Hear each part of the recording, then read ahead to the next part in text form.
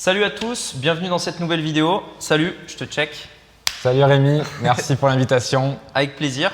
Alors du coup, j'ai voulu t'inviter pour… donc on se voit souvent pour faire du paddle, faire du sport ensemble à Maurice. Ouais. Et je voulais t'inviter un petit peu pour parler de business en ligne, de ton business, de ton parcours, etc. Ouais. Je te laisse te présenter rapidement pour ceux peut-être qui ne te connaissent pas. Donc voilà, ce que tu fais comme business et pourquoi tu es à Maurice en fait, puisque du coup, on est tous les deux expats à Maurice. Donc vas-y, je te laisse te présenter. Ouais. Guillaume Antonini. Ce que je fais du coup à Maurice, c'est que j'ai un business en ligne depuis maintenant 5 ans. J'ai commencé un petit peu sur Internet avant ça, mais ça n'a pas forcément abouti. En tout cas, je n'étais pas assez investi dedans selon moi pour que ça fonctionne. Et du coup, je fais du business en ligne. Je vends notamment, la majorité de mon temps, je vends des programmes de sport en ligne, donc de coaching, que ce soit aussi bien pour les hommes et pour les femmes. Donc ça, c'est un site qui s'appelle natifitness.fr, sur lequel j'ai plusieurs types de programmes. Et à côté de ça, je suis avec un ami d'enfance associé sur plutôt son business en ligne, ou dans lequel on va plutôt vendre des programmes de nutrition, des conseils autour de la santé, du bien-être, tout ça avec une partie un petit peu alimentation plus importante. Et récemment, j'ai lancé donc une troisième branche, on va dire, à l'activité, qui est du consulting pour les web entrepreneurs. On aura l'occasion, je pense, d'y revenir. Donc voilà, plutôt du consulting et du conseil pour les web entrepreneurs. Ok. Et du coup, ton associé dont tu parlais là, ami d'enfance, t'as dit même Ouais. Du coup, tu le connais puisque c'est Alexandre Lawel qui est peut-être un peu plus exposé, en tout cas sur la partie business en ligne. Et donc, il se trouve qu'on était amis d'enfance. Enfin, on habitait quand on était jeune, on habitait à 300 mètres l'un de l'autre. On était dans le même collège, etc. Ok. Et c'est un petit peu lui aussi qui m'a poussé à faire du business en ligne, puisqu'il avait commencé avant moi avec son site qui s'appelle Manger Vivant. Ouais. Il a eu une belle réussite, etc. Et voilà, il me challengeait pas mal sur le fait de donner des conseils de fitness et de musculation, parce que voilà, moi c'était vraiment comment on peut dire ça, mon hobby, mon passe-temps et les choses que j'aimais à ce moment-là. Et puis, de fil en aiguille, je me suis lancé une première fois en 2015 ou 2016, je ne sais plus, sur un site qui s'appelait Aesthetic Lifestyle. Donc à l'époque, j'étais énormément matrixé par tous les Américains, tu vois, qui faisaient du fitness. Ouais. Aesthetic, du coup, c'était un truc encore de fitness. Un truc de fitness, ouais, c'est ça. Ok. Donc c'est la première chose que j'ai fait. J'ai monté un blog là-dessus. Donc j'ai appris par moi-même, parce qu'à ce moment-là, je devais avoir 19 ans ou 18 ans, je devais être encore en études, quelque chose comme ça. Et je regardais des tutos comme ça sur YouTube. C'était l'époque des blogs, quoi. Des blogs, voilà. Parce qu'en plus, Alexandre avait lancé aussi Manger Vivant sur un blog. Enfin, c'était la formation Olivier Roland, blogueur pro, etc. Enfin, tu vois, c'était vraiment… On était en quelle année, là 2015-2016. Moi, je me rappelle Ok. que sur YouTube, il y avait vraiment très peu de créateurs de contenu. Pour donner une idée, moi, je suivais un petit peu ce qui se faisait dans le fitness aux États-Unis. Donc là, il y avait quand même un petit peu de la matière. Mais en France, c'était le début de la chaîne de Thibaut InShape, qui maintenant a je sais pas combien de millions d'abonnés. Ok, ah ouais, 2015, c'était le début à peu près. En tout cas, il avait genre 40 000 abonnés ou un truc comme ça. Ah tu ouais, vois. ok, d'accord. Et c'était les vidéos à l'ancienne, à l'arrache dans sa chambre d'étudiant et tout. Voilà, Avec les paquets de d'œufs, etc. C'est ça, toutes les boîtes d'œufs, même encore avant ça, Ouais. je crois. C'était où il avait un gros accent toulousain, enfin bref. Ok. Et du coup, moi, je regardais ça et tout. Je trouvais ça vraiment pas mal. Et je me suis dit, autant y aller avec ma petite expérience et partager un petit peu de contenu. Parce que ce que j'avais remarqué, c'est que avant de commencer le fitness et la musculation, c'était souvent associé à musculation égale bodybuilder. Tu vois, le côté un peu hardcore de la muscu. Ouais, quand tu dis c'était associé, c'est en France ou… Ouais, plutôt dans la tête des gens en France. Quand tu dis, Ok. je vais dans une salle de sport, eux, ils s'imaginaient, tu vois, un mec qui fasse du bodybuilding. Oui, ok. Et surtout à cette époque-là, en 2015, parce que maintenant, avec Instagram et tout, on voit que le fitness, tu vois, c'est un gros panel. Mais à cette époque-là, c'était vraiment associé, tu vas dans une salle de sport, pourquoi tu n'es pas bodybuilder, tu vois. Ouais. Et moi, j'avais le courant un petit peu américain qui était un petit peu le côté plus esthétique, on va dire plus mec normal, tu vois, pas ultra dopé et tout. Et je me suis dit, tiens, je vais essayer de ramener ça en France avec le côté esthétique lifestyle, aesthetic lifestyle donc. Et j'ai fait ça pendant quelques mois. J'ai fait tout, j'ai fait un e-book. Enfin, maintenant, quand tu regardes, tu sais, tes anciennes pages de Il existe l'époque. encore Le site existe encore, parce que je l'ai revendu en fait à quelqu'un dans la niche. Ok. Quelques mois plus tard. J'avais monté une mailing list avec Mailchimp qui était gratuit à l'époque. Voilà. J'avais peut-être 4 ou 5 000 prospects et quand même quelques visiteurs chaque mois, une page Facebook, mais rien de bien fou. Et puis après, j'étais plus trop aligné avec ça, j'allais rentrer dans le monde du travail et on m'a proposé de le racheter pour 3 000 € à l'époque. Donc j'ai revendu la base email, le site pour 3 000 € et je pense qu'avec, il a dû faire pas mal de backlinks pour référencer à notre site de muscu ou quoi parce que voilà. Donc ça, c'était la première expérience dans le blogging. Ensuite, je suis parti dans le monde du travail. J'ai été technicien de maintenance donc dans l'industrie, tu vois, donc un truc un peu… Pendant combien de temps d'ailleurs? J'ai fait ça pendant 3 ans. Enfin, j'ai fait 1 an d'alternance entre, si tu veux, dans ma licence universitaire, il y avait 1 an d'alternance où je travaillais et j'allais à l'école. Parce que ce qu'il faut savoir, c'est que voilà, moi, j'aime pas du tout l'école, tu vois. Enfin, c'était un truc où je m'épanouissais pas trop. Et je voulais rapidement rentrer dans la vie active. Mais bon, la pression, tu sais, un petit peu des parents qui, moi, ont un cursus vraiment… Enfin, dans ma famille, il n'y a aucun entrepreneur, tu vois. Mes parents avaient plutôt un cursus basique, tu vois, fonctionnaire, voilà, famille normale. Et pour eux, la réussite passait par le fait d'avoir un diplôme et d'avoir une situation, tu vois. Parce qu'ils n'avaient connu que ça. Et je ne veux pas leur en vouloir maintenant avec le recul, je leur en voulais pas. Mais à l'époque, je me rappelle que je leur en voulais pas mal parce qu'ils ne comprenaient pas mon état d'esprit où moi, je m'en fichais de gagner 4 000 par mois, tu vois. Ce que je voulais, c'est me lever le matin et faire un truc qui me fasse kiffer. Et surtout, avoir du temps libre pour faire des choses et pour profiter de mes passions, tu vois. Donc, j'ai fait cette licence pro là, pour devenir technicien de maintenance. C'était sympa au début parce que j'apprenais pas mal de choses sur le métier. Après, rapidement, j'ai tourné en rond, donc ils m'ont fait passer chargé d'affaires. Donc, en gros, j'avais une partie un petit peu plus commerciale qui était un peu plus intéressante. Donc, ça, au bout de la 2e année. Et ensuite, j'habitais donc Marseille, centre-ville. Et j'en pouvais plus des bouchons, etc. Enfin, de toutes les contraintes liées au travail. Et j'ai fait pas un burn-out, mais en tout cas, j'ai eu une saturation. Et on a réussi à faire une rupture avec mon travail. Et donc là, c'est donc 2015, tu avais créé ton premier site. Ensuite, Là, on devait être en 2017. 2017, donc 2017, tu es salarié encore. Ouais, c'est ça. Je suis salarié. Je m'intéresse toujours un petit peu à l'entrepreneuriat. Là, c'est l'époque où il y avait un petit peu plus les Cédric Anissette, etc. là, qui perçaient. Et j'avais toujours donc Alex, mon pote, qui, tu vois, lui vivait du blogging et commençait à et qui tirer passait des revenus. sur la chaîne de Cédric en plus comme un des premiers. Enfin, de mémoire, je crois que c'est un des premiers clients que Cédric a mis en avant. Ouais, en tout cas, qui a eu des gros résultats, quoi. Ouais, c'est vrai qu'il a eu des gros résultats rapidement. Et c'est vrai que j'avais ça à côté. Et moi, je me suis dit, ok, ben, je vais quand même prendre les conseils là dans la situation où je suis. Et je vais investir du coup dans l'immobilier. À ce moment-là, j'ai investi dans l'immobilier grâce à mon CDI. Donc rien à voir, tu sais, t'as ton pote qui fait du business, ah bah vas-y, j'investis dans l'immo. Mais il y avait quand même l'idée de la liberté financière, etc. Et surtout, je trouvais que j'avais encore un petit peu cette pression sociale et c'était plus simple. À l'époque, je vivais chez mes parents encore, au début en tout cas. Et c'était plus simple de leur dire bon, ben, j'ai un CDI, mais je vais investir dans l'immobilier, je vais acheter des appartements en levant du crédit parce que la pierre, tu vois, ça fait pas très peur et tout. Enfin, maintenant, en tout cas, ça fait moins peur. En fait, les gens comprennent mieux, c'est moins flou, on va dire. Ouais, mais à l'époque, mes potes, j'avais d'avoir 22 ans, t'achètes un appartement pour le louer et tout, alors là, tu as tous les trucs de base en mode le locataire va pas payer, tu vas te faire arnaquer, enfin bref. Truc de base. Et tu l'as encore cet appart aujourd'hui? Ouais, je l'ai encore et en fait, j'en ai acheté 2 donc au final, durant ma période de CDI. Un la première année et un l'année d'après. Et j'aurais dû continuer, mais après j'ai eu un petit peu, pas forcément la flemme, mais ça prend du temps quand même. On te dit l'immobilier c'est passif, c'est pas passif. Pour trouver des biens et avoir du rendement et tout, c'est pas passif. Donc j'en ai fait 2 et je suis très content, j'ai encore les 2. J'ai jamais eu de galère importante, t'as forcément des petits soucis. Mais ça fait du cash flow tous les mois et ça a pris de la valeur parce que ça fait maintenant 6 ans que je les ai. Le crédit est quasiment remboursé à moitié, tu vois. Donc non, je suis très content d'avoir fait ça. Donc voilà, 2016-2017, je fais de l'immobilier avec mon CDI. J'arrive à quitter mon CDI et là, j'ai donc mes 2 ans de chômage français. Dans l'idée du coup de remonter quelque chose dans le fitness, en tout cas dans la thématique du business en ligne. Et là, j'avais vraiment du temps libre pour me consacrer à 100%. Et donc à ce moment-là, je pars faire quand même un petit peu des vacances en Thaïlande avec un de mes meilleurs potes, un autre de mes meilleurs potes. Entre le salariat et ton voilà, activité, du coup. Histoire de marquer un break, tu vois, et de faire une introspection. De fêter les 2 ans de chômage, du coup.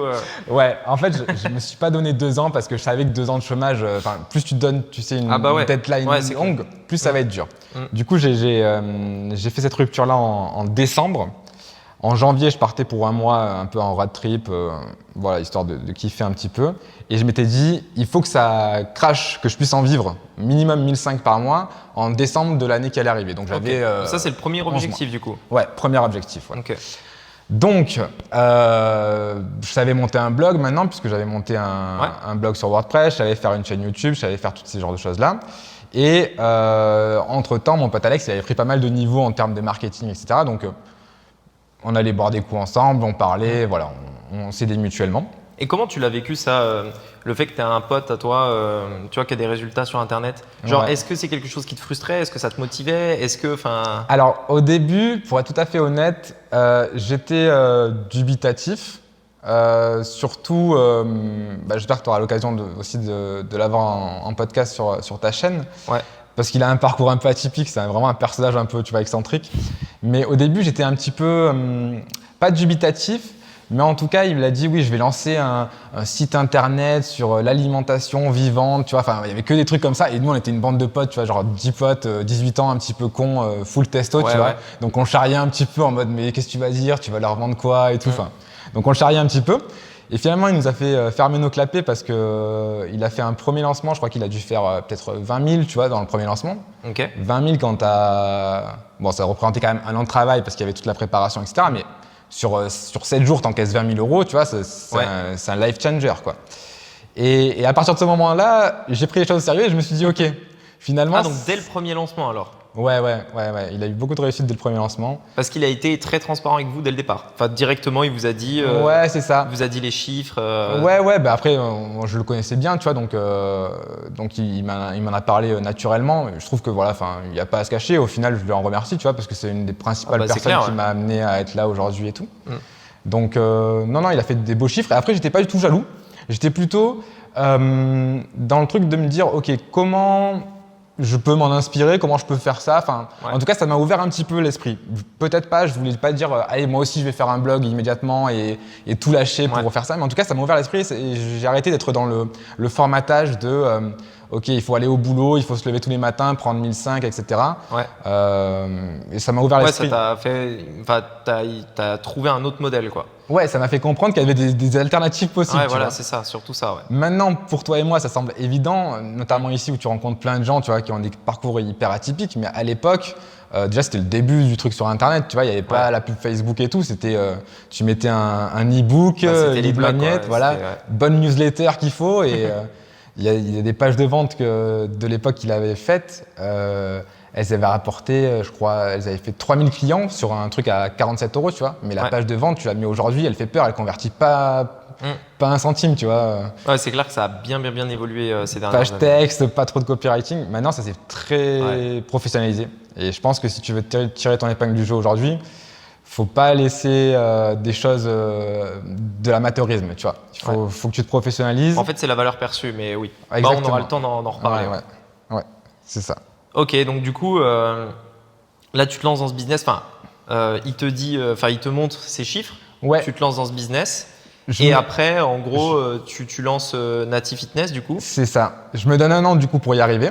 Donc, je commence à créer du contenu autour de la thématique du fitness dans le but, tu vois, de ramener avec la chaîne YouTube un petit peu de lead, etc. Ta stratégie à la base, c'est quoi? C'est chaîne YouTube, du coup, c'est ça? Pas blog? Puisque tu as fait un blog, tu viens du blogging. Ouais, en fait, c'est blog, chaîne YouTube, donc vidéo YouTube associée à une transcription en mode article sur le blog. Que tu mets en blog, donc tu fais une vidéo YouTube, tu transcris et tu fais un blog. Exactement. Ça a marché ça pour toi ou pas?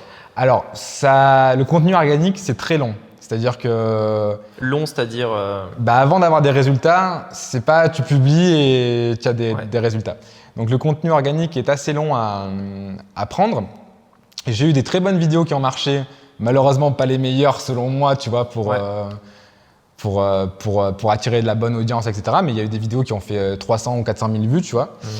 Pourtant, c'est un marché qui semble être saturé, tu vois. La thématique du fitness, il y a des très grands noms, etc. Et tu peux te dire qu'est-ce que j'ai comme valeur ajoutée que je peux amener. Ouais. Mais en fait, les gens, dans chaque thématique, tu vas amener ta façon, ton œil, tu vois, de comment tu vas regarder la chose.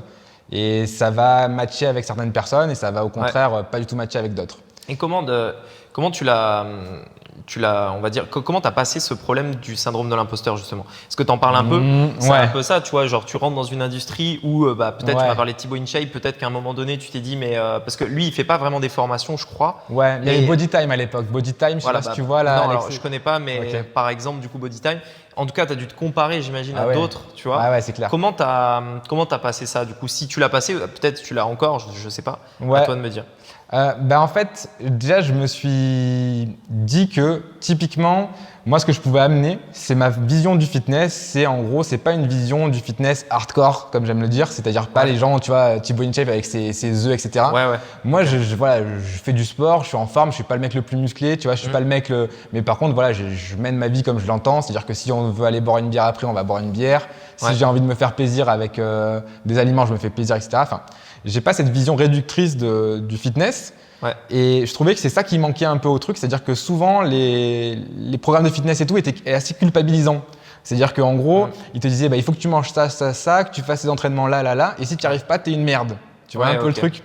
Et moi, j'étais en train de me dire… Body Time, tout ça, c'était ça à l'époque? Je dis pas, je vais pas caricaturer, mais en tout cas, c'était un peu l'image que ça me renvoyait et souvent le frein que ça pouvait amener aux gens. Et moi, je suis allé avec une approche un petit peu plus cool, qui était plus mon approche, c'était de dire ok, comment je peux rendre la chose accessible au plus grand nombre.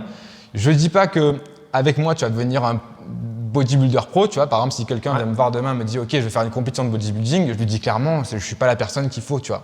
Par contre, s'il y a quelqu'un qui me dit moi j'ai jamais fait de sport, j'ai trouvé toujours la salle de sport, je suis jamais allé parce que j'ai l'impression que ça me plaît pas, c'est un mode de vie où il va falloir se frustrer et tout.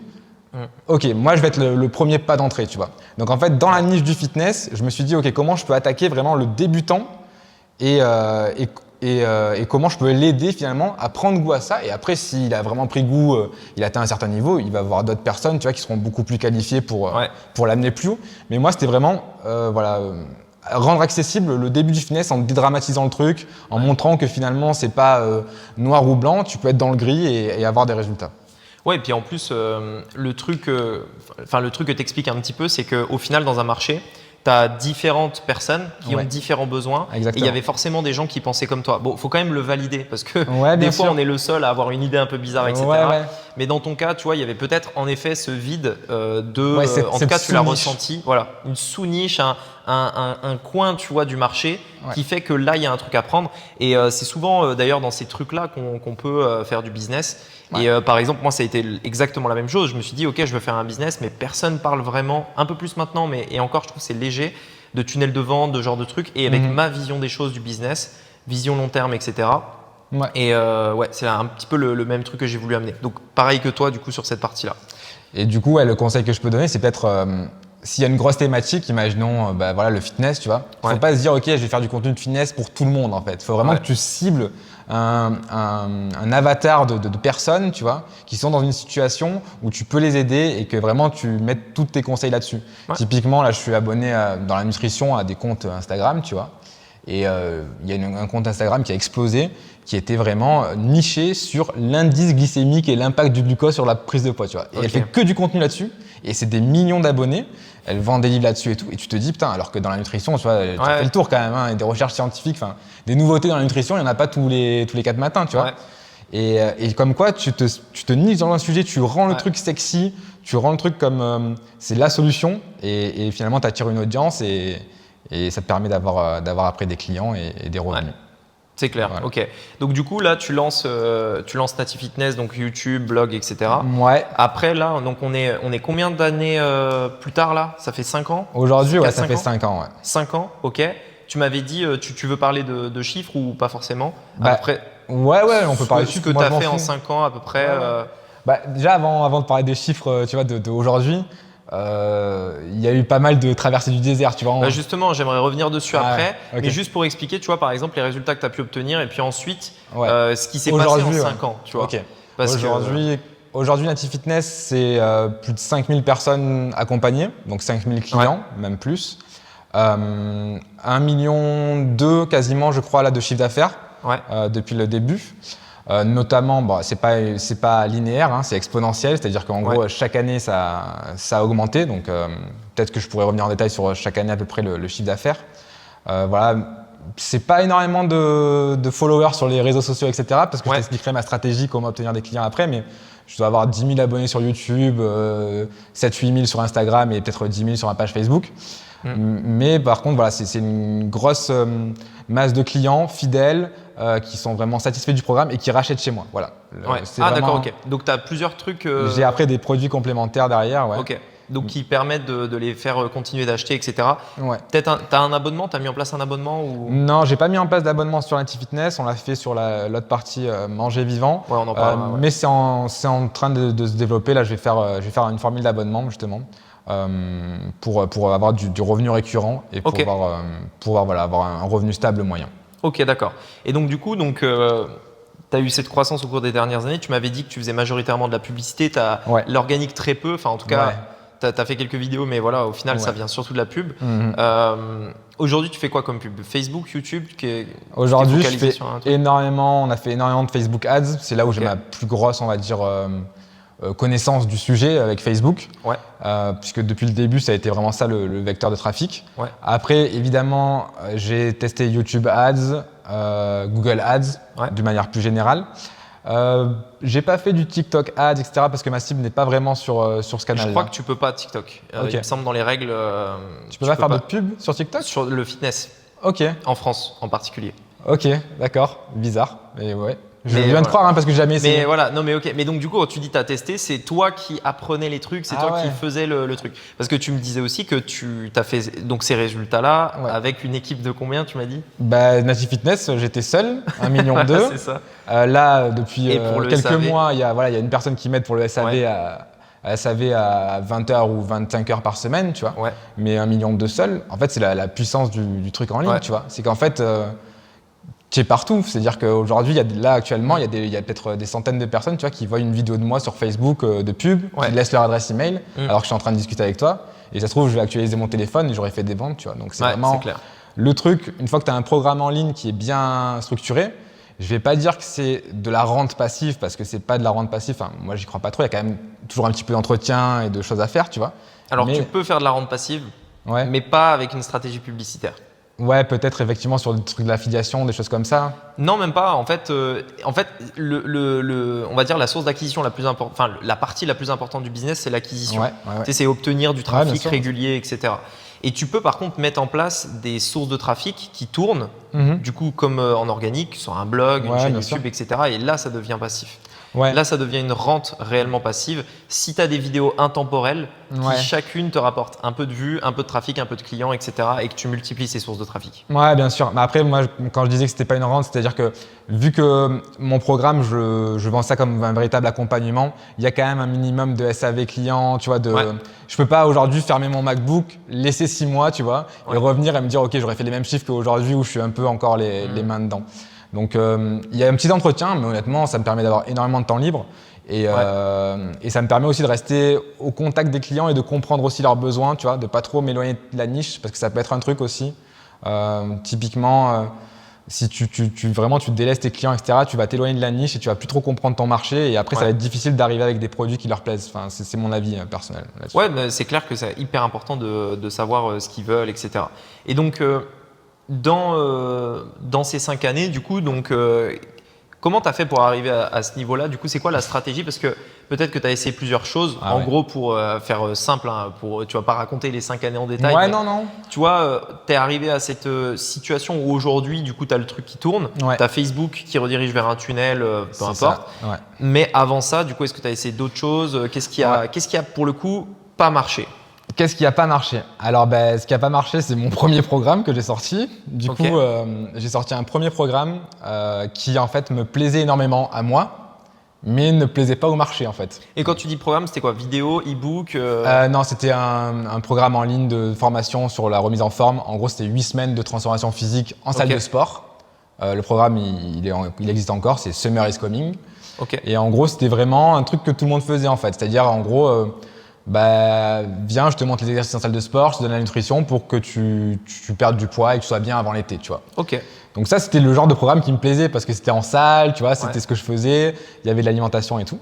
Et en fait, je l'ai lancé sur ma base email avec un petit peu de pub, etc. Et j'ai dû faire 2 ventes, tu vois. Et de vente à combien?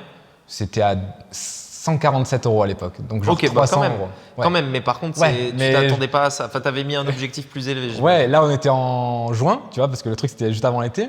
Et en décembre, il fallait que ça crache 1005 par mois en mode automatique. Ah, parce qu'on était sur la fin du chômage, c'est ça que tu avais fait? Ouais, enfin, ma deadline c'était en décembre, tu vois. Ok. Donc là, on était déjà à la moitié du parcours. J'avais pas des milliers d'abonnés à ma newsletter et j'avais fait 400 €, quoi, tu vois. Ouais. Donc bon, ça me valide un petit peu le marché, mais je me disais quand même avec tout le temps que j'y ai passé, si tu ramènes ça à un taux horaire, c'est zéro. C'est clair, parce qu'une formation, pour ceux peut-être qui en ont jamais fait, ça prend du temps. Ça prend beaucoup de temps. Enfin, exactement.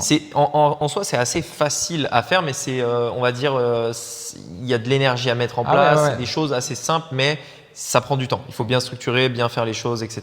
Ouais, si tu as un process, tu peux la faire quand même assez rapidement, mais il faut réfléchir, il faut la réflexion, il faut tourner la vidéo de vente. Tu vois, moi je vends avec des vidéos de vente, donc il faut tourner la vidéo de vente, il fallait la monter. J'avais pas d'équipe à l'époque, je déléguais pas, j'avais pas d'argent, donc voilà, tout à la main. Ouais, puis dans tous les cas, la première fois que tu le fais, c'est forcément plus lent que après. Ouais, c'est ça. Créer la page de vente, tous les boutons, les trucs, les Stripe, les PayPal, enfin, ça prend quand même pas mal de temps. Donc là, tu avais bien mis quoi, 2-3 semaines? Pour faire le programme? Tout l'intégralité, tu vois, le tunnel, réfléchir au truc. Combien de temps? J'ai dû mettre 1 mois et demi, 2 mois. Erreur à ne pas refaire, tu vois. Ouais, 1 mois et demi. Alors, 1 mois et demi, tu as fait 400 € de vente. Et justement, pour toi, t'en as appris quoi de cette expérience? Parce que tu parles de l'erreur à ne pas refaire. Ouais, erreur à ne pas refaire, c'est de tester votre marché avant et essayer de bien comprendre votre marché. Moi, je pensais à tort que mon marché était comme moi. Il avait les mêmes attentes que moi, mais en fait, ils n'avaient pas du tout ces attentes-là. Ouais. Et du coup, réflexion avec Alex, grosse remise en question. Je lui dis putain, mais je comprends pas, ça marche pas et tout. Pourtant, j'ai bien fait. Ma vidéo de vente était super et tout.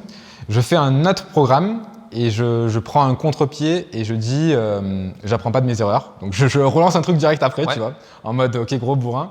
Et je dis en gros le problème c'est que vous achetez des programmes de sport tout faits qui correspondent à tout le monde. Moi je vais vous vendre du one and one, tu vois. Ok. Donc là je fais ça. C'était un peu lax, tu vois. Ouais. Et 0 vente. Est-ce que tu as su pourquoi?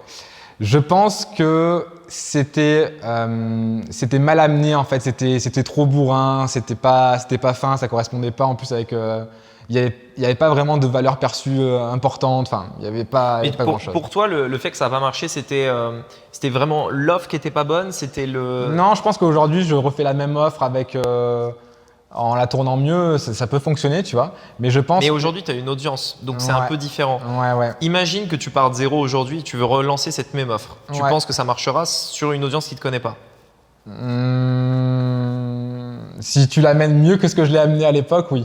Et voilà, justement, qu'est-ce que tu ferais mieux? C'est la valeur perçue pour toi, c'est ça qui manquait? Ou peut-être le message? Non, c'est que je pense que j'avais pas assez travaillé la base en amont. Enfin, tu sais, genre, c'est pas juste shooter une offre. En mode, si tu shootes une offre en mode demain je me lève, je dis acheter mon programme sur les crêpes, tu vois, genre je fais des crêpes diète ou je sais pas quoi.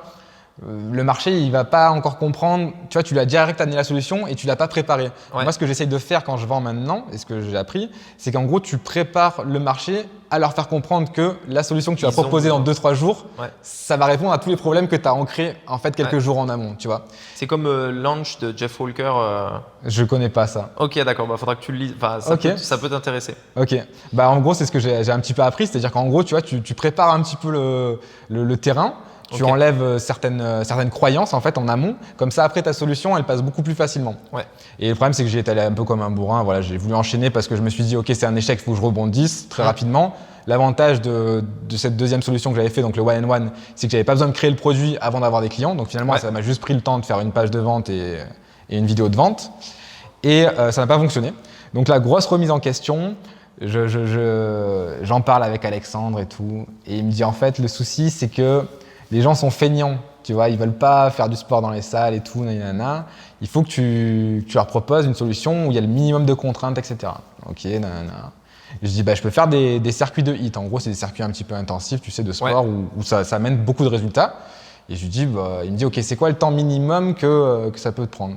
Je dis, je pense qu'en 25 minutes, tu as des bons résultats et ça peut être efficace. Il me dit, non, 25 minutes, c'est trop long et tout. Donc comme ça, on descend le temps et j'arrive à 15 minutes. Je lui dis, 15 minutes, c'est vraiment le minimum qu'il faut faire pour avoir des résultats. Il me dit, voilà, tu as ton programme, tu fais des séances de sport en 15 minutes et tout. Donc je lance ce programme-là qui s'appelle le 15 minutes challenge et je lance une version. Ce que je fais, c'est que… Donc séance en 15 minutes. Ouais, c'est ça. Tu vas à la salle, Même 15 pas. minutes. Même pas, chez toi. Ok, chez toi. Chez toi, tu prends un… En gros, l'idée, c'était de dire le problème de pourquoi vous faites pas de sport, c'est que c'est trop contraignant. Il faut aller dans une salle de sport, il faut se déplacer, il faut connaître le matériel, t'arrives, il n'y a pas les trucs et tout. Là, tu fais chez toi 15 minutes, tu sors un tapis, tu prends 2 petits haltères que tu achètes à n'importe quel magasin de sport et tu fais ta séance, en gros. Et l'idée que j'ai eue, c'est qu'en fait, je me suis dit, je vais pas parler à tout le monde parce que si je te dis une séance de sport, elle est aussi efficace pour toi que pour ta copine. Vous n'avez pas les mêmes attentes, tu vois. Toi, tu veux des gros bras, elle veut, je sais pas, un plus gros fessier, etc. Donc, je me suis dit, ok, je vais nicher le truc et je vais le faire uniquement pour les hommes. Donc, j'ai fait des séances spécialement pour les hommes, etc. Et là, je lance ça et là, ça prend directement. C'est-à-dire que premier jour sur ma base, qui avait fait 2 ventes à l'époque, je vends ça en plus à 200 €, donc plus cher. Je fais quelque chose comme une dizaine de ventes, tu vois, le premier jour, donc 2 000 €. C'est ce qui est vraiment pas mal, tu vois, tu prends 2 000 € comme ça. Après, c'était un lancement sur 4 jours. Après, tu connais, les jours d'après, c'est un peu plus lent. Ouais, et puis ensuite, le dernier jour, voilà. Donc, au final, j'ai dû faire peut-être 10 000 €, tu vois, sur ce lancement-là. Et donc là, ça a validé le marché, ça a validé l'offre. Et derrière, après, j'ai accéléré avec de la pub Facebook, ce qui m'a permis, en gros, aujourd'hui, avec pas mal d'étapes, de faire ces chiffres-là. Ok.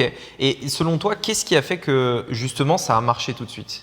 Enfin, parce que tu vois, tu avais la différence entre le truc, parce que ce qui est intéressant là, c'est que tu as vraiment un produit qui s'adresse aux mêmes personnes. C'est toi qui le fais. Toi, tu n'avais pas plus d'abdos à la seconde fois, tu vois, tu n'avais pas plus de légitimité. Tu n'avais pas non plus une plus grosse audience, si j'ai bien compris. Pas forcément, non. Donc tout était pareil. Ouais. Quel était du coup, et en plus de ça, c'était plus cher la deuxième fois. Ouais, c'était plus cher. Donc selon toi, c'est quoi la vraie différence? En fait, c'est l'offre du programme, tu vois. Je pense que vraiment, l'offre, le message et l'idée derrière le programme étaient bien plus efficaces en termes de convaincre les gens d'acheter, tu vois. Parce qu'en fait, là, je répondais directement aux besoins de mon audience. C'est-à-dire, en gros, j'ai pas le temps de faire du sport, je suis occupé, j'aime pas forcément ça, je sais pas comment m'y prendre. Et en fait, ça répondait à toutes leurs objections. Ils pouvaient pas, si honnêtement, ils voulaient se lancer dans le sport, c'était le meilleur programme à prendre, tu vois. Tandis que les autres programmes, ça aurait pu marcher avec une autre audience, mais pas avec l'audience que j'avais attirée. Vu que moi, j'attirais les débutants, je pensais moi qu'ils avaient déjà accès à une salle de sport, ils l'avaient même pas accès, tu vois. Donc là, je leur disais, c'est chez vous, 15 minutes en ligne, vous avez besoin de rien, c'est crescendo, je vous prends par la main, enfin voilà. C'était, pour moi, c'était vraiment l'offre qui était beaucoup plus irrésistible que la première. Et ce qui me fait penser que, tu vois, c'est vraiment je trouve, trop peu de gens sur Internet font cet effort de vraiment, tu vois, se dire à quoi pensent nos clients, tu vois. Qu'est-ce qu'ils veulent et surtout qu'est-ce qu'ils détestent. Qu'est-ce qu'ils détestent surtout, tu vois. Et toi, tu as vraiment fait cet effort de te dire, ok, 25 minutes, c'est du coup, Alex t'a aidé, mais 25 minutes c'est trop, 20 minutes encore, 15 minutes, tu vois, c'est vraiment le max. Et vraiment, tu te poses vraiment ces questions et tu l'as dit d'ailleurs, je réponds à toutes les objections. Et ça, c'est hyper important parce que si en vrai, il en manque une, ça peut être celle qui ne te fait pas passer à l'action. Tu vois, un doute, une objection, une interrogation et hop, ça passe pas à l'action. Exactement. Puis en plus, je trouve qu'il faut qu'il y ait une grosse idée directrice derrière ton Ce que j'appelle la nouvelle opportunité, généralement, c'est vraiment le truc nouveau. Ouais, c'est ça. Et toi, c'est 15 minutes. Moi, c'est le côté 15. En gros, le côté, c'est votre problème, c'est pas que vous êtes un feignant ou quoi, c'est qu'en fait, il y a trop de contraintes et moi, je vous simplifie la vie au maximum avec un truc efficient. Voilà. Et je l'assume, je dis voilà, si vous voulez devenir bodybuilder ou pro du fitness, n'achetez pas ce programme-là. Il faut aussi bien segmenter. Bon, de toute façon. Ça, c'est même le principe de la polarité. Tu polarises en disant le message. Eux, ils disent de la merde, etc. C'est ça qu'il faut faire. Tu vois. Moi, j'ai tapé un peu sur des coachs, des concurrents, sans les citer, tu vois, mais évidemment, quand je dis un de mes arguments, je dis c'est que vous n'allez pas vous retrouver devant un PDF, tu vois, parce que souvent dans le fitness, les gens achetaient un PDF un peu organique où il y avait des programmes dedans, tu vois. Je dis non, là vous êtes accompagné, c'est des vidéos, vous avez des échanges avec moi, enfin, c'est vraiment, tu step up le level et la valeur perçue et du coup tu veux vendre plus cher et ça convertit beaucoup mieux aussi. Et l'offre que tu avais fait au lancement, c'était la même qu'aujourd'hui ou elle a évolué? Est-ce qu'elle était parfaite dès le départ? Non, elle n'a pas été parfaite dès le départ. Je l'ai amélioré au fur et à mesure. Ouais. Notamment, j'ai refait plusieurs fois la vidéo de vente. J'ai remarqué une chose bête, tu vois, mais j'adore après les speed tests. J'ai adoré les speed tests. Pour moi, c'est vraiment le truc, ça a une force pas possible et peu de gens l'utilisent, tu vois. Ouais. Donc en fait, j'ai speed test plusieurs vidéos de vente, notamment dans le discours, mais aussi dans l'aspect. C'est-à-dire que j'ai remarqué que quand je me mettais en débardeur, ça vendait beaucoup plus que quand j'étais en t-shirt. Pour les femmes ou pour les hommes? Pour les Parce hommes qu'en aussi, fait, ok. ça crédibilise peut-être le message et tu vois, ils se disent ok, j'ai envie de l'écouter. Alors qu'en t-shirt, je faisais peut-être moins costaud, tu vois. Et du coup, ouais, c'est sûr. Peut-être qu'il y avait des gens qui partaient, qui disaient ok, c'est qui ce gamin de 20 ans qui va m'expliquer comment faire du sport, tu vois. Donc ça a marché. Et du coup, j'ai amélioré aussi le message, j'ai amélioré l'offre. Notamment en créant des nouveaux produits un peu annexes et en rajoutant en bonus, c'est hyper important, tu vois, de rajouter de la valeur sur ce que tu fais, qui soit complémentaire. C'est pas un truc, je vais pas vendre quelque chose qui a rien à voir, tu vois, mais rajouter pour vraiment que aujourd'hui le client qui achète ce programme-là, il a vraiment tout ce qu'il lui faut pour progresser. Il y a des clients qui utilisent la méthode, tu vois, depuis maintenant 2 ans, 3 ans, et qui continuent à avoir des résultats, et ça leur manque rien. Il leur manque rien, pardon. Ouais, non, mais c'est ouf le parcours et du coup l'évolution de cette offre, quoi. Ouais, justement, donc du coup, je l'ai lancé pour les hommes. Ça a fait 2500. Aujourd'hui, on est à 2500 membres. Ouais. Et après, il y avait les hommes qui me disaient ok, mais ma femme, elle veut le faire, tu vois, le programme aussi. Et je me suis dit, voilà, c'est bon, là, il faut que je sorte la même offre pour les femmes. Ouais. Ça, j'ai lancé en 2021, donc quand on est arrivé à Maurice. Et en 1 an et demi, ça a fait 2500 personnes aussi. Donc en fait, en 1 an, ça a fait 3 ans de travail de l'autre. Ah ouais, offre, ok. C'est pour ça que tu disais que c'était vraiment exponentiel. Ouais, c'est ça. Et j'étais vraiment très déçu de ne pas l'avoir lancé par exemple pendant le confinement, parce que le confinement, c'était une très bonne période en France, tu vois, pour vendre des produits en ligne, et surtout dans le fitness. Ouais. Et là, si j'avais eu les 2 offres, je pense qu'honnêtement, aujourd'hui, je me serais, j'aurais été parfait là. Mais bon, malheureusement, on ne peut pas refaire la roue. Mais en tout cas, voilà. Donc en fait, j'ai fait la même offre. Bien sûr, j'ai changé la vidéo pour adapter les arguments en fonction de la cible, etc. Mais l'offre était validée et je l'ai fait pour un nouveau marché. Et du coup, ça m'a ouvert un nouvel océan, on va dire, de clients, tu vois, avec les femmes. En plus, l'avantage, c'est que j'ai capitalisé sur ma base email homme en leur disant, ok, vous avez acheté le programme, je vous fais une réduction si vous achetez le programme. Je vous fais une réduction si vous achetez le programme pour votre femme. Et aujourd'hui, une femme qui achète un programme chez moi, elle a un email au bout de 10 jours, tu vois, une fois qu'elle est dans le programme, en lui disant, c'est plus sympa si tu peux le faire à 2. Si et tu veux. T'arrives à savoir le nombre de ventes qui viennent de cet email? Je traque pas trop. En tout cas. Je traque pas trop, mais en tout cas, ça fait des ventes. Et par exemple, voilà, pour la Saint-Valentin, tu vois, je fais une offre aussi duo où par exemple, un couple peut venir acheter. Il suffit qu'il y en ait un qui convainc l'autre, tu vois. Et du coup, ça te fait des bons produits. Donc ça, c'est vraiment intéressant de segmenter en fait dans le fitness et de se dire, ok, je sais pas, par exemple, tu vends un truc pour les entrepreneurs. Pour les hommes, tu vois, tu peux faire un programme spécial pour les femmes en disant voilà comment être maman entrepreneuse. Ouais, c'est sûr, de toute façon, il y en a sur le marché. Voilà. Et ok, et donc là, tu as ce programme qui marche bien, etc. Aujourd'hui, ta stratégie pour continuer de le vendre continuellement, tu disais c'était la pub en majorité. Publicité Facebook. Après, pour être totalement transparent avec ce qui s'est passé à iOS 14, etc. Là, voilà, j'allais te poser la question, mais pas aussi précisément, mais en gros, ça a impacté quand même les résultats. Ça impacte les résultats, c'est plus difficile à traquer. Maintenant, ça ne veut pas dire que c'est pas possible de gagner de l'argent avec de la pub Facebook. Moi, j'ai encore un très bon ROI, tu vois, sur ces programmes-là. Par contre, il faut utiliser des fois d'autres outils, notamment avec le fait que maintenant c'est avec une API, etc. Donc ça, il faut bien être OK pour le tracking. Et il faut s'améliorer sur tout le reste du tunnel en fait. Parce que finalement, Facebook, on n'a pas forcément la main trop dessus sur comment il fait l'algo, comment il va chercher les gens et tout. Donc OK, je pense qu'il faut se délaisser de ça et pas se dire c'était la bonne époque, c'était quand il traquait tout le monde et c'était super, tu vois. Tu te délaisses de ça et tu te dis OK, comment je peux améliorer toutes les autres parties de mon tunnel?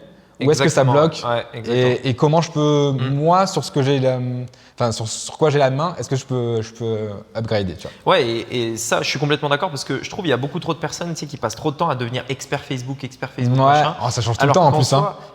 Ça change tout le temps et voilà. Et je trouve que en soi, si tu mets ton effort plutôt sur le tunnel, genre Facebook, c'est juste attirer du trafic. En soi, tu sélectionnes une audience, tu trouves le bon message. Donc voilà, le bon message, l'audience, bon, c'est tout. Tu vois, t'as que ça à faire. Après, tu appuies sur un bouton, tu montes les budgets, voilà.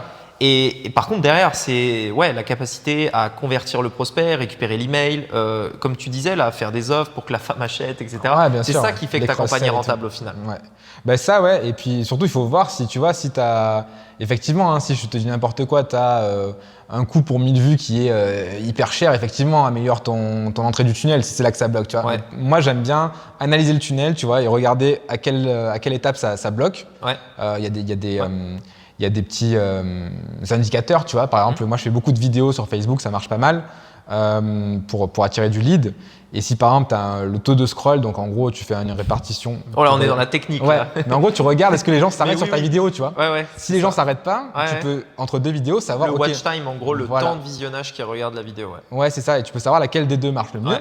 Et ainsi de suite, ainsi de suite. Et donc, tu avances comme ça dans ton tunnel, essayer d'améliorer chaque partie du tunnel. Ouais. Et si bien sûr, après, je sais pas, ta page est convertie à 80%, bon, touche plus la page, tu vas chercher d'autres sources de trafic. Mais il faut regarder là où tu vas mettre tes efforts. Il y a des gens qui vont justement, comme tu le disais, mettre tout leur effort sur la pub Facebook, etc. pour attirer plus de leads ou je sais pas quoi. Alors qu'après, leur page de vente est nulle et des fois carrément buggée. C'est-à-dire qu'il y a des fois, tu vas voir des trucs. Moi, je vois des concurrents ou quoi, tu cliques, c'est buggé. C'est-à-dire que le bouton, tu cliques, ça amène pas sur le bon de commande. Des trucs à la con. Non, mais oui, c'est clair. Donc, non, il faut pas chercher forcément à devenir expert de Facebook ou quoi que ce soit. Il vaut mieux essayer de comprendre ce qu'on fait et essayer de s'améliorer et améliorer le système, la machine, tu vois. Ok. Alors, juste pour finir par rapport à ça, et puis après, on parlera peut-être un peu de d'autres sujets type expatriation, ce que ça a changé, tu vois, ce business dans ta vie, etc. Ouais. Mais dernière question par rapport à ce business, parce que je sais que mon audience, ils vont être intéressés par ça, c'est la stratégie que tu as utilisée au niveau du tunnel de vente, justement, puisque tu amènes des gens de la publicité Facebook, etc. Tu les amènes pas direct sur une page de vente, j'imagine. Non. Voilà, heureusement. Parce que là, ça aurait été beau, non, parce que t'imagines, je t'aurais répondu oui. Et là, tu aurais dit putain, comment tu fais? Oh putain, bah là, voilà, tu perds beaucoup d'argent. Mais bon, bref, du coup, tu fais pas ça. Du coup, c'est quoi un petit peu ta stratégie pour que les gens comprennent? Parce que c'est vrai qu'il y a beaucoup de gens qui pensent que quand on fait de la publicité, c'est pub Facebook vers une page de vente directe et on vend. Ce qui est le pire truc à faire. Du coup, toi, c'est quoi un petit peu ta stratégie sans forcément trop détailler, mais dans les grandes lignes?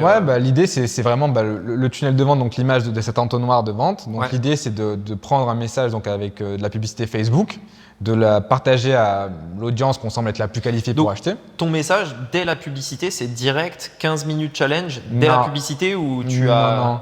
Sur la publicité, j'ai plusieurs trucs. J'ai dû…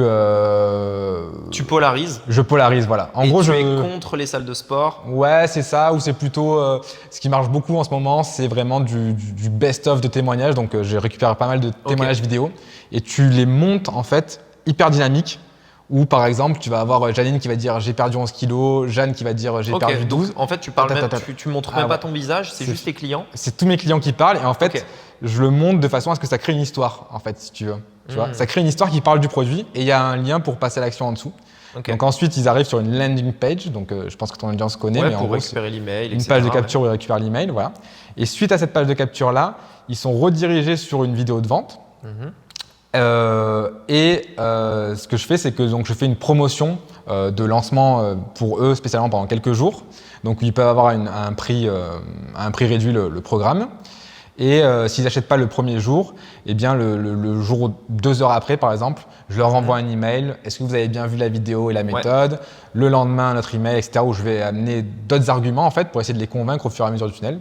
Et donc ça dure 3-4 jours comme ça la séquence email, en rajoutant sur la fin un petit peu de scarcity, donc le fait de mettre de la rareté, de mettre des timers, de dire que l'offre va expirer, etc. Et une fois s'ils n'ont pas acheté, ils ont fait le mauvais choix du coup, donc ils perdent la promo et là du coup ils ont toujours accès au pouvoir acheter le produit, mais au prix public quoi. Voilà. Et après tu as une newsletter, peut-être t'envoies de temps en temps quelques Voilà. emails. Après j'envoie de la valeur, etc. Ce que je fais, ce qui peut être intéressant aussi, c'est que j'envoie un petit email de valeur et ensuite j'envoie un sondage à tous les gens qui n'ont pas acheté. Où en fait je leur dis en gros dans le sondage c'est de comprendre pourquoi ils n'ont pas acheté et surtout ça me permet aussi des fois de retrouver des gens qui voulaient acheter mais qui avaient un petit blocage, tu vois. Et donc la personne qui s'en occupe envoie un email un petit peu type, tu vois, on a un petit peu des scripts en fonction des arguments qui reviennent souvent et ça permet d'aller rechercher un petit peu des clients là-dessus. Donc ça c'est assez intéressant. Et après, ouais, du contenu pour les éduquer, leur apprendre, leur montrer notre autorité, etc. Et après, de temps en temps, refaire des petites offres sur ce programme-là ou sur d'autres programmes pour voir si ça leur permet de convertir. Ok, donc en soi, c'est simple. Voilà, c'est ça. Ultra simple. C'est pour ça qu'il n'y a qu'une seule personne qui a besoin d'être là. Ouais, voilà, c'est ça. C'est ça qui est fou avec le business. Ok. Et donc, du coup, ok pour cette partie-là. Bon, très rapidement, après, tu es aussi associé avec Alex. À la limite, pour manger vivant, si je peux l'interviewer, on parlera de ça. Pour en parler. Voilà, c'est un autre business, c'est dans la minceur aussi, mais voilà, c'est un petit peu différent. Ouais. Mais voilà, je pourrais en parler un peu plus avec lui. Par rapport à l'expatriation, du coup, vu qu'on est à Maurice tous les deux, donc tu étais à Marseille, c'est ça? Nous, on était de Marseille, du sud de la France. Et du coup, on a décidé de venir à Maurice. À la base, on était venu à Maurice, j'avais cette idée d'expatriation en 2019. Ça commençait un petit peu à générer des revenus donc avec Native Fitness. Et on était venu en vacances, un petit peu voir 3 semaines pour un petit peu tâter le truc, tu vois. T'as hésité entre différentes destinations ou c'était Maurice direct? Non, parce qu'il y avait Alex qui était déjà là ou... Non, il n'était pas encore là et il n'y D'accord. avait pas encore eu trop cette idée-là. Même si lui était déjà allé plusieurs fois en vacances, il m'avait dit que c'était bien. Donc nous, on voulait faire un petit voyage dans les îles. On est allé à Maurice. Ah, donc c'était juste en vacances, c'était même pas pour faire en du vacances, repérage. mais j'avais pas encore parlé à ma compagne, tu vois, à ce moment-là, du fait qu'on allait s'expatrier. Mais moi, j'avais un petit peu ça derrière la tête, tu vois. Ouais. Un petit peu. Parce qu'à ce moment-là, il y avait Cédric qui y était, je sais, déjà. Et Alex Ross aussi, je crois qu'il y était. Et non, après, moi, j'ai fait la Thaïlande, du coup, Cambodge, Vietnam et tout, quand je t'ai dit en road trip après mon CDI. J'ai bien aimé, mais je me voyais pas y vivre par la barrière de la langue. Okay. Moi, mon anglais n'est pas exceptionnel, tu vois, loin de là. Il est bon, mais il n'est pas exceptionnel. Et là-bas, il n'y a pas tout le monde déjà qui parle anglais, en Thaïlande. Il y a une partie qui parle anglais, mais voilà. Ça me plaisait pas trop. Après, j'avais vu Bali aussi. On avait fait des vacances à Bali. C'était très bien, mais je me voyais pas y vivre non plus. Ouais. Après, il y a tous les côtés Estonie, etc., qui peut être sympa, proche de la France. L'opposé de Maurice. Voilà, proche de la France. L'avantage, c'est que t'es pas très loin de la famille et tout, mais quitte à partir, autant partir, tu vois, dans un truc qui te fait kiffer. Et j'avais fait Malte aussi. J'avais fait Malte en vacances. Et il y avait Roman, un ami en commun, qui y était. Et Malte, voilà, c'est un petit caillou. Il y a pas grand monde qui y est. Tu te sentais aller t'y allais à Malte? Ouais, j'y suis allé. Ouais. En 3 jours, t'as fait le tour à Malte. Ouais. Donc rester 6 mois, c'est long, tu vois. Et honnêtement, ici à Maurice, bon après, il y a des inconvénients, tu vois. Il y en a de partout, mais il y a une qualité de vie que tu retrouves pas ailleurs. Enfin, moi perso, je trouve que tu as une qualité de vie pour ce que tu payes qui est inégalée. Enfin, en tout cas pour moi, de ce que j'ai vécu. Ok. Et donc du coup, ça fait 3 ans, je crois, que tu es à Maurice, c'est ça? Ça fait 2 ans et demi, 2 ans et demi. 2 ans et demi, ok. Comment tu te sens après 2 ans et demi, genre c'est... Honnêtement, je me sens bien.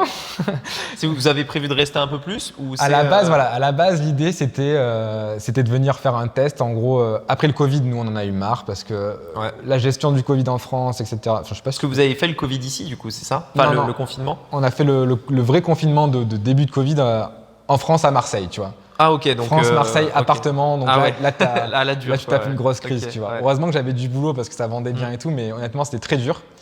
Et on a dit qu'on allait partir, etc. Après, Maurice avait fermé les frontières, donc on ne pouvait pas partir directement. Donc du coup, on devait partir en septembre 2020, je crois. On est parti finalement en janvier 2021. On a dû faire une quatorzaine dans un hôtel, ce qui était assez... J'en ai fait j'ai fait une quatorzaine en Thaïlande. Ok. Pas à Maurice, mais en Thaïlande. Ok. Souvent les gens disent oh, j'ai resté 14 jours dans un hôtel, c'était horrible et tout. Honnêtement, ici, tu avais le choix de l'hôtel, donc tu payais le prix de ton hôtel, etc. Donc on avait pris un truc sympa. Et moi, j'ai adoré ça. Ma compagne a moins aimé. Attends, mais vous pouviez sortir de la chambre ou pas? Oui, sur notre côté privatif. On ne pouvait pas aller dans les facilities de l'hôtel, on ne pouvait pas aller dans la piscine, etc. Mais nous, on avait un petit jardin, tu vois, dans la chambre. Ah oui, ok, vous êtes fait plaisir alors. Ouais, il y avait un petit extérieur et tout, tu vois. Parce que moi, la quatorzaine en Thaïlande, c'est tu sors de l'avion, tu es dans un van avec des bâches. Ensuite, quand tu sors du van, tu mets les pieds dans un bain d'alcool. Ah ouais, dans un pédiluge, quoi. Ah ouais, ils te mettent des chaussettes jusque-là. Avec, je crois, le masque forcément, les chaussettes, enfin tu sais, des trucs que tu mets en fait sur tes jambes. Ouais, tu es infecté. Ouais, t'es infecté vraiment. Et après, tu refais, donc tu fais plein de tests, enfin voilà. Et ensuite, tu es dans la chambre et tous les matins, midi et soir, il y a un mec qui vient, il pose un sac devant ta porte, toi tu prends le sac et tu fermes. Tu vois. Ok, ah ouais, et c'est d'accord. le seul contact avec un humain que tu as pendant 14 jours. Tu Ok. vois. Et Non, encore, tu le vois pas. Non, nous, l'avantage, c'est que c'était quand même, tu sais, un peu comme ils sont ici, les hôtels à Maurice, tu as quand même des chambres qui Ouais, sont assez spacieuses. Ouais. C'est pas genre dans un building et tout. Nous, on était voilà, près du jardin. Ouais. On voyait la mer et tout. Et il y avait des repas, tu pouvais commander en plus, tu vois, au bar du vin, des bières, etc. Donc non, Donc ça s'est va, bien c'était passé. quand même, ouais. Et surtout, moi, ça m'a reposé. Parce que je sortais d'une grosse période de boulot pendant le Covid en France et tout, où j'avais pas mal charbonné. Et là, pendant 2 semaines, tu t'occupais de rien. En gros, le mec t'amenait la bouffe, tu vois. Tu avais juste à te reposer, à regarder Netflix, tout. Ça fait une super coupure, je trouve, une super transition. C'était l'expatriation, ça? C'était vraiment. Ouais, c'était l'expatriation, ouais. Ah d'accord, donc vous êtes parti en expatriation direct après le Covid. Ouais, c'est ça. Ok, c'était même pas des vacances ou quoi. Non, Vous étiez déjà venu avant, par contre, tu m'avais dit. Ouais, on était déjà venu avant. Ok, donc là c'était vraiment expat. Ok. Ouais. Et là, au bout de 2 ans et demi, du coup, pour revenir sur ta question, franchement, je me sens super bien. L'avantage, c'est que maintenant, il y a de plus en plus de réseaux, tu vois, je connais de plus en plus de gens. Ouais. Toi, on s'est rencontrés. Quand on va à la salle de sport, je connais des gens et tout. Enfin, j'ai une vie sociable qui est Ouais. même mieux qu'en France que ce que j'avais, parce que finalement, ici, il y a plein de gens qui sont indépendants ou en tout cas ont des facilités pour aménager leur emploi du temps. Voilà. Ouais. Et en plus, on a pas mal de centres d'intérêt en commun. Donc, honnêtement, je rencontre plus de gens ici et je fais plus de choses ici que ce que je pouvais faire en France où c'était uniquement quand on est au week-end parce que mes amis avaient des boulots, on va dire, classiques, tu vois, avec des 8h, 16h, quoi. Ouais, ok. Et justement, du coup, à Maurice, comment tu organises un peu ta journée? Parce que t'as pas beaucoup à faire, j'imagine, dans ton business. Enfin, il y a pas mal de trucs automatisés, peut-être, je sais pas. Ouais, il y a une grosse partie qui est automatisée. Après, T'as une routine un peu quand même? normalement, je devrais en avoir une. Après, dans les faits, je la tiens pas forcément énormément, tu vois. Ouais. Mais l'idée, déjà, c'est que je me lève assez tôt parce qu'ici à Maurice, les journées sont courtes. Donc, si tu te lèves à midi, t'as flingué les 3/4 de ta journée, je trouve. Donc, je me lève vers 7h, 7h30. Ok. Après, petit déjeuner. Après, ce que je vais faire, c'est que je vais bosser jusqu'à peut-être midi, tu vois, avec des petites coupures un petit peu. Repas. Et ensuite, ce que je vais faire, c'est que je vais aller à la salle de sport plutôt sur les coups des 13-14 heures. Parce qu'il n'y a pas grand monde. Tu vas tous les jours? Ou 5 fois par semaine. Ok. Un petit peu de muscu, un petit peu de paddle, voilà. Donc Ok. 5 fois par semaine, en général, je vais à la salle de sport. Du coup, je reviens vers 15h30, petite douche, etc. Je vais rebousser de 15h30 jusqu'à 18h. Et après, c'est temps libre, quoi. Ok, donc quand même, t'as quand même Ouais, une je journée chargée. fais 5-6 heures par jour, voilà. Ouais. On va dire Ok. de boulot. Ouais, et puis occasionnellement, tu bouges, tu sors. Oui, c'est ça. Après, ça, c'est la théorie, tu vois. Après, dans la pratique, des fois, quand il y a des gens qui disent « Ah, tu peux venir jouer avec nous », bon, je vais jouer. Quand il y a des trucs sympas qui se font et tout, voilà. Dans la pratique, c'est 5-6 heures de boulot. Ok, bah écoute, nickel.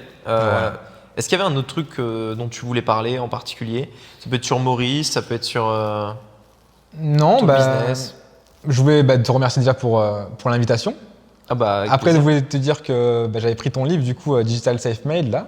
Et c'est pas parce que je suis là en vidéo, mais je l'ai trouvé très intéressant parce que… J'ai mis un billet tout à l'heure. Je t'ai donné un billet en off. Non. Plus sérieusement, j'ai acheté beaucoup de livres sur l'entrepreneuriat et tout. Et c'est vrai que souvent, ça manque de pragmatisme. Moi, je suis quelqu'un qui aime le côté pragmatique, tu vois. Et ce que j'ai retrouvé dans ton livre et que j'avais retrouvé aussi dans le livre de Stan Leloup, je sais pas si tu l'avais lu, ce livre. Je l'ai pas lu. Franchement, très intéressant aussi. Mais je vois un peu dans ton votre style, remplir tu dans vois. un sac à dos. Exactement. Dans le style de ce que tu as écrit, c'est-à-dire quelque chose de pragmatique, une sorte de mode d'emploi qui est pas pompeux parce qu'il y a des trucs un peu… des fois, moi j'écoutais des podcasts, les gens recommandaient des livres. Bon, je sais pas, l'art du marketing, Seth Godin et tout. Enfin, la traduction française, c'est nul, hein, c'est pompeux. Tu galères à le lire, tu vois. Moi, ce que j'aime bien, c'est que c'est pragmatique, ça revient sur les bases, l'essentiel, etc. Et c'est un vrai mode d'emploi. Alors, bien sûr, il faut travailler, tu vois, c'est pas… Ah bah c'est clair, hein. Je suis le premier à le dire de toute façon. Voilà. Mais ce que j'ai aimé, c'est que c'était assez simple. Tu cherches pas à englober des idées derrière des termes complexes, etc. C'est facile à lire, quoi, finalement. C'est un peu comme une grande recette de cuisine et c'est bien… Mais parce bien que c'est imagé. simple. Le business en soi, c'est simple. En fait, quand tu prends du recul, si tu même toi, tu regardes ce que tu fais ou n'importe qui, en soi, c'est simple. Ouais, bien Mais sûr. par contre, quand tu démarres, généralement, c'est vrai qu'on a tendance à complexifier énormément les choses, tu vois. Puis dès que tu te renseignes sur un sujet, tu vas entendre la version A, Ouais, la version B, et tu vas vouloir faire ça. un mix d'un peu tout, et finalement c'est un peu bancal, tu vois. Et il y a le truc aussi qui est que, tu vois, on en parlait tout à l'heure, mais par exemple, tu avais lancé ton programme, etc.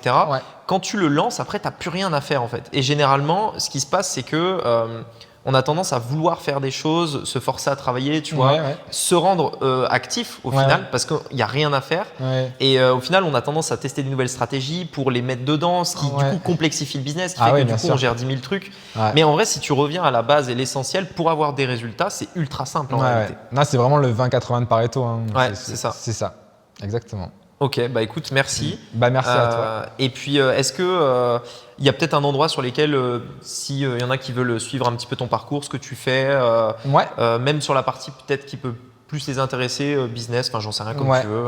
Bah, sur successwebconsulting.com, donc successweb consulting. Je mettrai le lien dans la bio. Enfin, dans comme ça s'écrit, hein, Success Web Consulting. Normalement, si vous savez taper sur Google, c'est bon.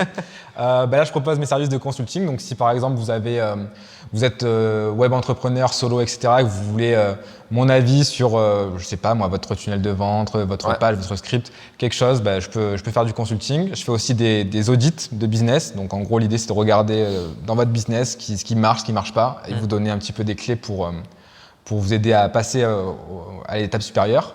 Et il y a aussi un petit peu du done for you, donc ça c'est à voir à la demande en fonction des choses où je peux gérer des campagnes d'acquisition YouTube, Facebook, etc. Ah ok, c'est toi qui… t'as une team. J'avoue que j'ai fait sur demande, c'est-à-dire que en gros je prends pas tout, je prends pas tout parce qu'il y a des choses qui ne m'intéressent pas, mais voilà, ça existe, il y a la possibilité si vraiment il y a un truc qui moi me plaît. Parce que l'idée c'est quand même que je me fasse plaisir, tu vois, en faisant le truc. Si c'est pour me rajouter un truc où je prends pas de plaisir, je le fais pas, tu vois. J'ai pas besoin de ça. C'est plus pour aider les gens, parce que j'ai un peu ce truc là aujourd'hui de vouloir aussi un peu rendre l'appareil, tu vois, comme il y en a beaucoup qui m'ont aidé et je trouve ça normal aussi d'aider les gens. Donc ça me permet de le faire via ce biais-là. Donc successwebconsulting.com. Ok, bah je mettrai le lien, je mettrai ton Insta aussi, ça peut peut-être les intéresser. Fitness, YouTube, yes. le YouTube, Insta, YouTube et le lien dans la description. Voilà. Bah merci. Bah, merci à toi. Et puis allez, ciao. Ciao, bonne journée.